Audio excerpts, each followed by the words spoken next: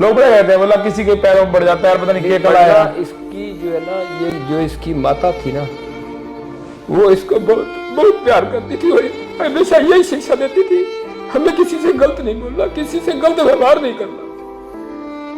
मुझे इस बात का गर्व है कि इसकी माता ने इसको बहुत अच्छी शिक्षा दी है।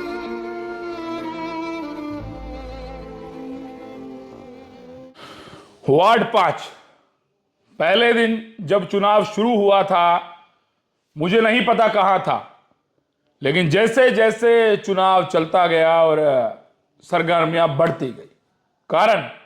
कारण है, जी हां, मेरे साथ बैठे भीम महाजन जी और इन्हीं के ही खास सौरभ पपनेजा जी, जो मुझे लगता मित्र थे पहले, शायद अभी भी मित्र हैं। अभी मित्र हैं। भाई क्लास में मॉनिटर की रेस में 2 लोग भाग रहे हैं, दोनों दोस्त हैं, भाई हैं, बड़ा भाई छोटा भाई है, आज आमने सामने खड़े हैं। अब सवाल ये है, ये वार्ड ना हाई प्रोफाइल बन गया, पता क्यों? सच में हाई प्रोफाइल बन गया, इसलिए बन गया, लोग ऐसा कहते हैं, सुनने में आता है, चर्चाओं में आता है कि वोटर साइलेंट है यहां पर।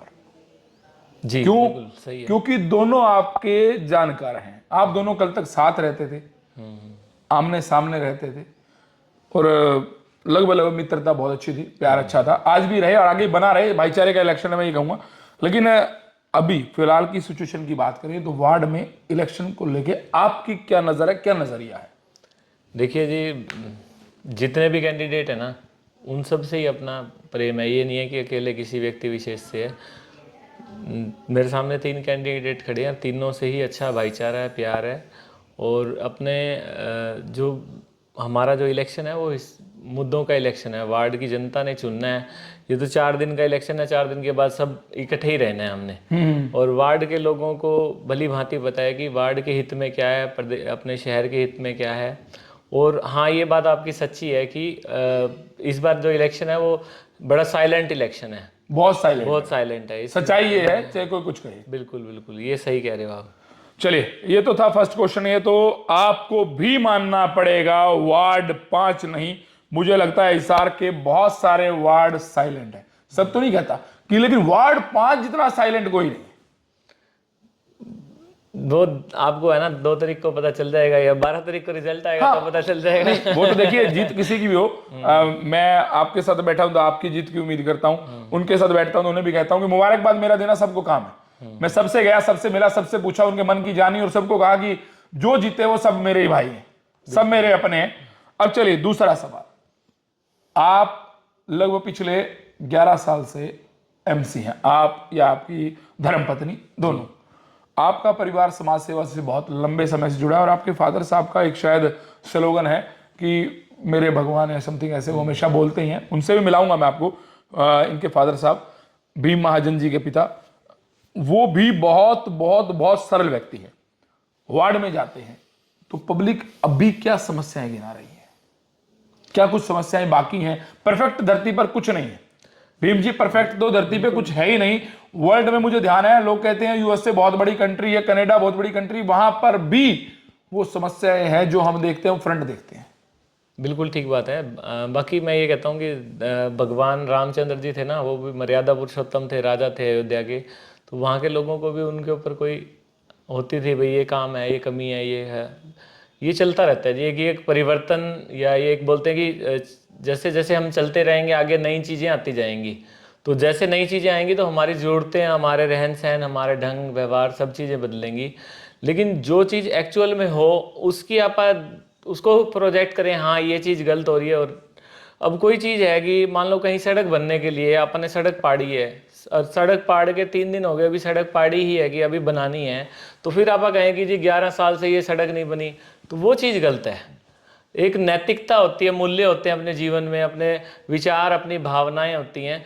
आप गलत को गलत ठहराओ, अच्छा लगता है, लेकिन किसी सही चीज़ को उसको एक दूसरे नज़रिए से देख के और उसको गलत ठहराना, वो गलत लगता है जी।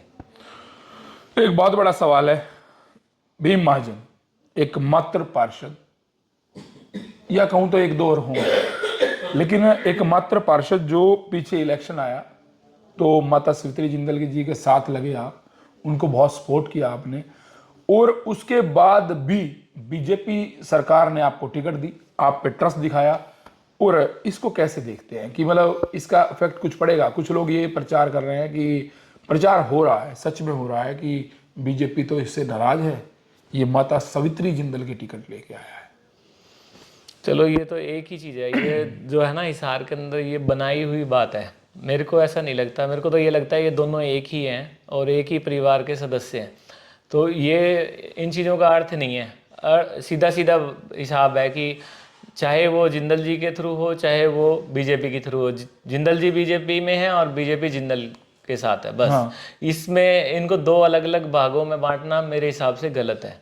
जब एक परिवार साथ में जुड़ा हुआ है, उसी पार्टी में आस्था रखता है, उनने समर्थन दिया है, तो ये चीज़ अलग अलग दिखाने के बजाय एक ही टीम है ये सब।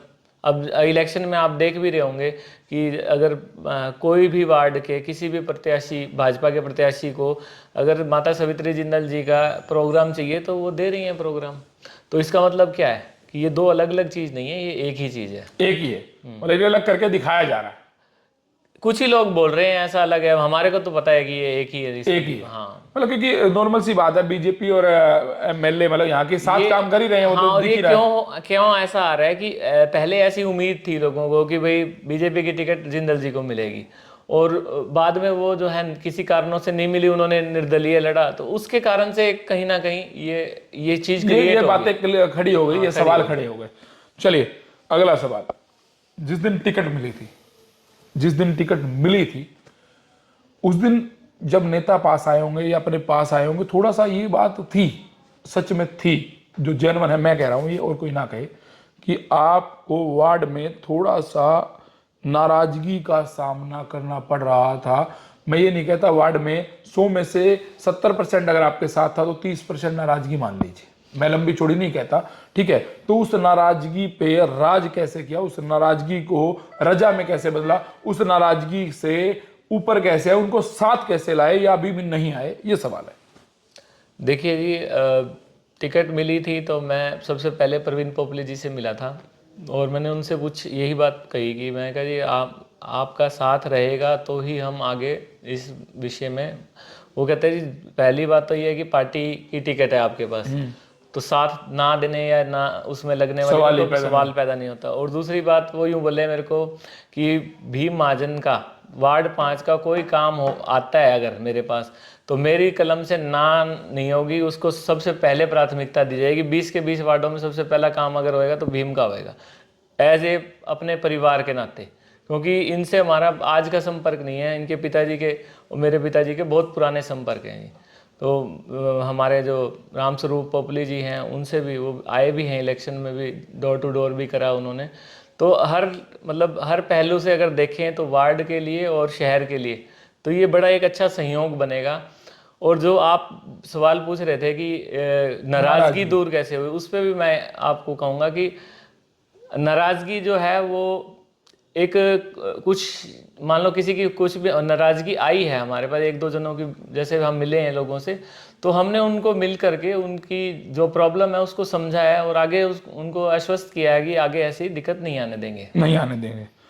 एक सवाल हो रहा है ये सवाल बड़ा कॉम्प्लिकेटेड सवाल है, और ये सवाल पे सबका ध्यान भी है, इस सवाल को लोग सबसे ज्यादा सुनने वाले हैं कि पिछली बार जब समय था तो कमल गुप्ता मंत्री थे, मेयर गौतम सरदाना नीचे थे, उनको कमल गुप्ता ने 2 बार बाहर खड़ा किया, 15-15 मिनट इंतजार कराया, और बार बार ये बात सामने आई कि उनकी ऐसे है, और उनकी ऐसे के चक्कर में मुझे लगता है कि आप लोगों के भी काम, जब मेयर कहते थे मेरे काम नहीं हो तो आपके भी नहीं हो पाए, ऐसा उस समय का जो समीकरण कहता है, तो क्या उस वजह से लोग नाराज हुए? देखिए, हमारे को जब भी जिस भी व्यक्ति ने जहाँ भी याद किया या कोई भी हमारे को काम कहा, तो हमारा प्रयास यही रहा कि हम अपने तरह से उसका काम करके दें। लेकिन कई काम ऐसे होते हैं जो हमारे लेवल से ऊपर के होते हैं, तो उसमें कहीं कोई अड़चन आई भी है हमारे। अगर ये तक भी समझोगे, अब मैं बीजेपी का ही मेंबर था, और जब दानी श्यामलाल में कोई सीवरेज की प्रॉब्लम थी, वहाँ के लोगों ने फोन किया तो मैं धरने में भी उन लोगों के साथ नहीं, मेरे आगे की बात, उस चीज का मैं प्रमाण। शास्त्री नगर में किसी के घर चोरी हो गई थी और हम बीजेपी के अभी ताजे ही मेंबर ये जीत के निकले थे, तो वहाँ चोरी के अंदर जो उन्होंने धरना लगाया तो हम धरने में भी साथ मुझे ध्यान है शास्त्री नगर में एक चोरी हुई थी, घर के लोग बाहर गए थे, बहुत बड़ी चोरी हुई थी। हाँ। तो अब जब लोगों को हमारे को लोगों से उम्मीद होती है, ये परस्पर चलती हैं चीजें। क्या होता है कि ये नहीं है कि ये नहीं है कि हम ले लिया और दिया नहीं, या दे दिया और लिया नहीं। ये क्या है कि जैसे हमारे को लोगों की जरूरत है, लोगों को हमारी जरूरत है। कोई दुकानदार भी है ना, तो किराने की दुकान करता है, उसको भी ग्राहकों की जरूरत है, और ग्राहकों को भी दुकानदार की जरूरत है। मतलब बात यह है कि जब उन्हें कोई आंदोलन करना है, कुछ मतलब आवाज उठानी है, आवाज दूर तक पहुंचानी है, तो आप लोगों की जरूरत है, क्योंकि आप उनकी आवाज हैं। उन्होंने आपको 5,000, 7,000, 8,000 वोटों से जिताया। जब भी चाहे 92 वोटों से जिताया, चाहे 8,000 वोटों से जिताया, हम कभी भी हमारे वार्ड के लोगों से, हमारे हिसार शहर के लोगों से कभी भी किसी भी रूप में अलग नहीं रहे। हमेशा वार्ड के या शहर के लोगों के साथ हम रहे हैं।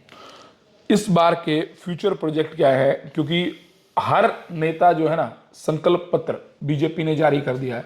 आपके मन से क्या संकल्प है, कि आपको क्या ऐसा लगता है कि देखिए, वैसे तो मैं एक बात कहूं, अब नॉर्मल सी बात करता हूं, ये पेंट है, समय बदलेगा, यहाँ पे पीवीसी लगाई जाएगी, समय बदलेगा, यहाँ पे और नई चीज आएगी। पहले पर्दे लगते थे, अब ये ब्लाइंड्स आ गई हैं, पर्दे भी और तरह के आ गए हैं, चैनल वाले आ गए हैं, समय बदलता रहता है, वो नहीं। लेकिन रियल में अब बदलाव यूं नहीं कि यहाँ जरूरत नहीं है, पेंट धक्के से मैं नहीं करवाऊंगा, लेकिन रियल में आपको क्या लगता है, कहां पर रियल में काम की जरूरत है, जो आपके संकल्प पत्र में रहेगा, लोगों को कहना चाहेंगे कि मैं वादा करता हूं, मैं दावा करता हूं, मैं कोशिश करूंगा कि ये काम मैं बनने के बाद जरूर करवाऊंगा। देखिए, जो शहर के अंदर डेयरियाँ खुली हुई हैं, जितनी भी हिसार शहर के अंदर आप किसी भी जगह देखते हैं, जिनके जो सीवरेज की प्रॉब्लम्स जहाँ आ रही हैं, अधिकतर वहाँ पर है। तो हमारी ये पहले भी एक इच्छा थी कि भाई जितनी डेयरीज हैं, हम सारी इनको बाहर निकले। बगला रोड पे जगह भी चिन्हित हुई, वहाँ पे सारी बातें अब शहर को सबको पता है। लेकिन हमारी अब जो संकल्प पत्र में आया है, ये हम फर्स्ट प्रेफरेंस में हमारा यही रहेगा कि शहर से जो बड़ी बड़ी डेयरियाँ हैं, जिनके कारण एक डेयरी के परिवार के कारण या एक व्यक्ति विशेष के कारण पूरी कॉलोनी को उसका जो खामियाजा भुगतना पड़ता है, तो उसके लिए हम बड़ा अब की बार सटीक रहेंगे, भाई उसको शिफ्ट करवा के ही रहेंगे। और दूसरा, जो बेसहारा पशु शहर में काफ़ी हद तक वैसे तो कंट्रोल है, लेकिन अभी भी कहीं कसर बाकी है। तो एक ये हमारा जरूर टारगेट रहेगा, जो बेसहारा पशु हैं, जो शहर में घूम रहे हैं, जिनके कारण रोज़ हादसे होते हैं, तो उसका भी हम निराकरण करेंगे। और जो सीवरेज की व्यवस्थाएं हैं, कहीं ना कहीं सीवरेज की जो व्यवस्था है वो काफ़ी समय से चरमराई हुई है, तो उसके लिए भी हम ये बात रखेंगे। और बाकी कुछ पानी की लाइनें तो यहाँ वार्ड में लगभग सारी जगह है भी सही, और अगर कहीं नहीं डलनी है, 2-3 गलियाँ कोई बाकी छुटी हुई हैं, तो उसको हम कवर करेंगे। मैं अभी कुछ दिन पहले गया था, तो एक आदमी मजाक में कह रहा था, मजाक में बोला, यार नेता है, कुर्ता मैं तो पहनता नहीं। तो आपने कहा नहीं, मैं डाल लेता हूँ उसकी जगह। मैंने डाल दिया। चलिए, तो फिर ये थी सीरियस बातें और कुछ प्यार की बातें।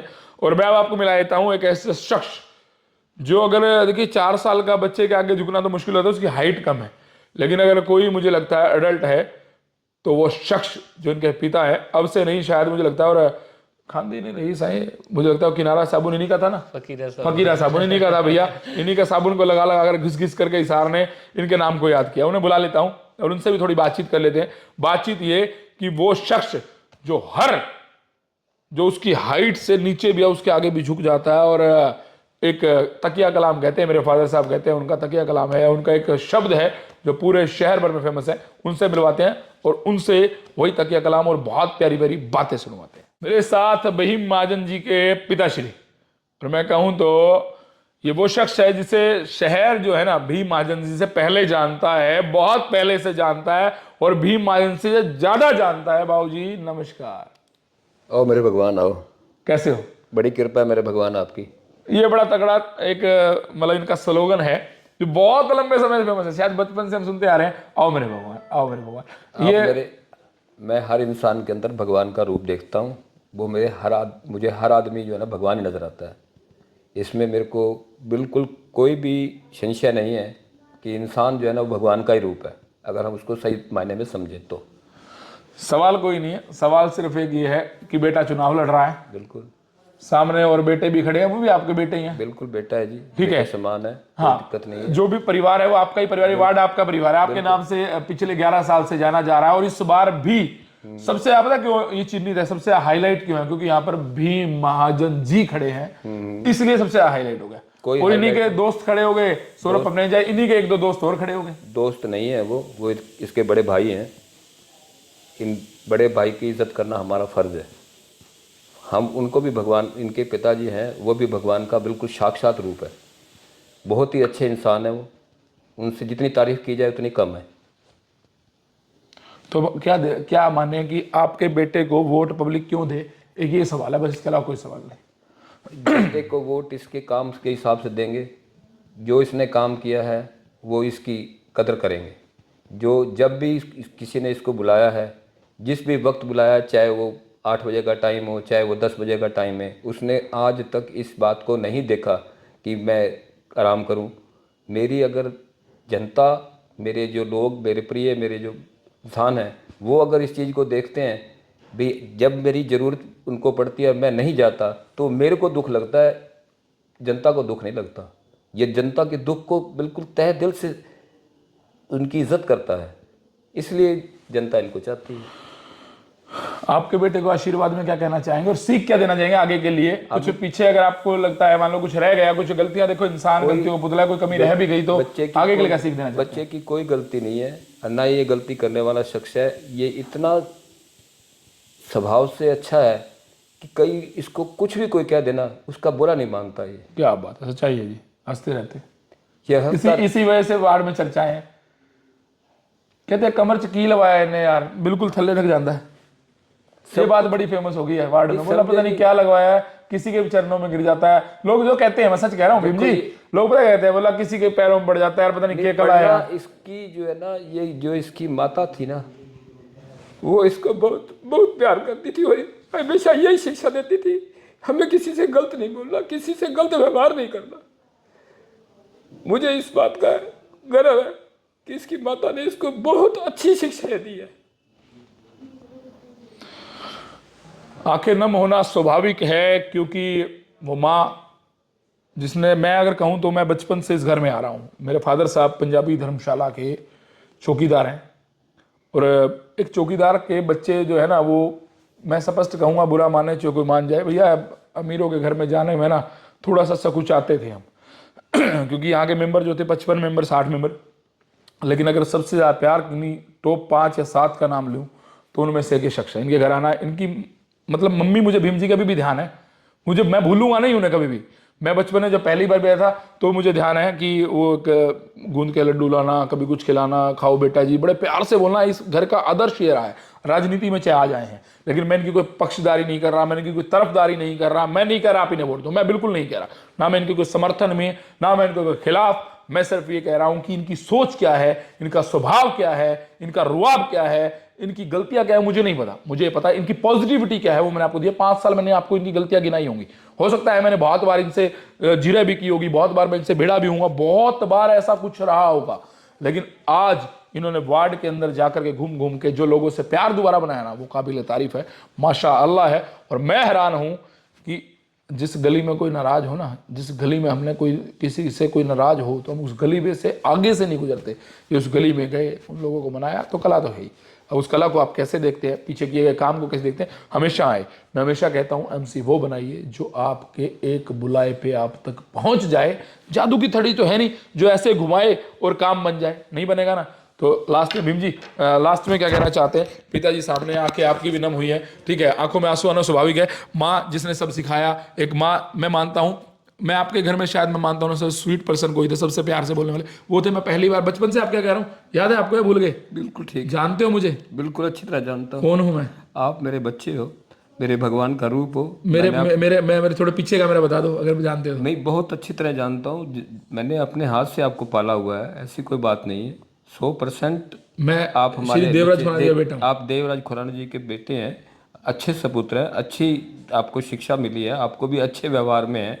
हम आपको एक भगवान के रूप में देखते हैं। चलिए, ये तो तुझ में ओम, मुझ में ओम, सब में ओम समाया, सबसे कर लो प्रीत, जगत में कोई नहीं पराया। भीम जी से मेरी लड़ाई पता किसी की है? मेरी कोई पर्सनल लड़ाई कुछ नहीं है।